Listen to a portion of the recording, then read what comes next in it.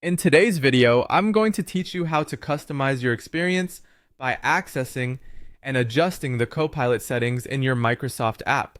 We'll delve into how you can tailor the AI features to better suit your personal needs.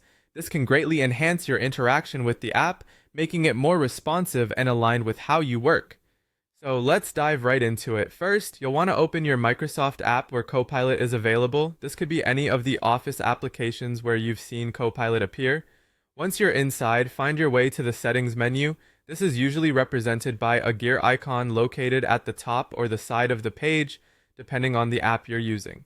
By clicking on this icon, you'll enter the settings interface, which is your gateway to customizing your app experience. Now let's focus on the AI learning or personalization options. These settings allow you to customize how Copilot learns and adapts to your habits. Each app might label this section slightly differently, but you're looking for anything related to AI personalization, machine learning, or adaptive settings.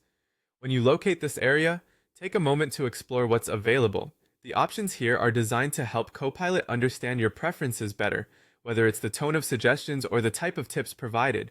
After you identify the AI learning options, it's time to adjust your preferences.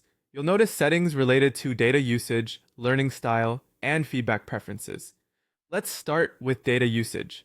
Here, you can choose how much data Copilot has access to enhance its predictive abilities. You may opt for more data sharing to improve accuracy or limit it for privacy reasons. Next, consider your learning style. This can often be tailored to be more visual, auditory, or textual based on what's most effective for you. Finally, feedback preferences allow you to control how often and in what format you receive suggestions from Copilot. Adjusting these settings will make Copilot behave more intuitively according to your workflow.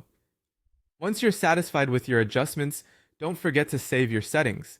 This step is crucial, as it ensures all your changes are applied and preserved for future sessions. Look for a Save button, typically found at the bottom of the settings panel.